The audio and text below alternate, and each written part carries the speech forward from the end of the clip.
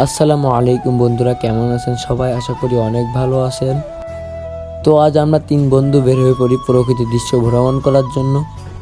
তো আজকের আবহাওয়াটি ছিল হালকা রোদ এবং হালকা হালকা ফিরফিরে বাতাস। তো আমরা আস্তে আস্তে চলে আসি আমাদের গ্রামের পাশে একটি ইটের ভাটা আছে নদীর সাইডে। তো এখানে সূর্যটি খুবই ভালো লাগতেছিল, আকাশে ছিল হালকা হালকা মেঘ। এইখানের পরিবেশটা ছিল অনেক ঠান্ডা, অনেকেই ওড়াচ্ছিল ঘুড়ি।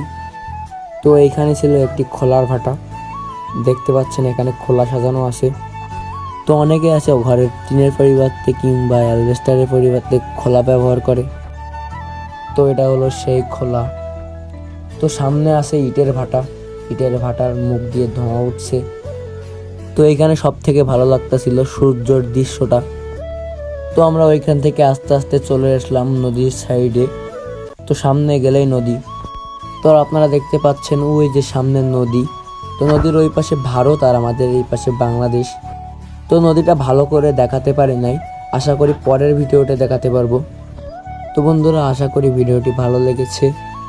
তো আপনারা যদি ভিডিওটি ফেসবুক থেকে দেখে থাকেন তাহলে ভিডিওটি একটি লাইক করে দেবেন এবং পেজটি ফলো করে দেবেন।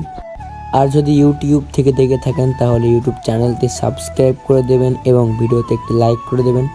তো ভিডিওটি শেষ পর্যন্ত দেখার জন্য সবাইকেই ধন্যবাদ।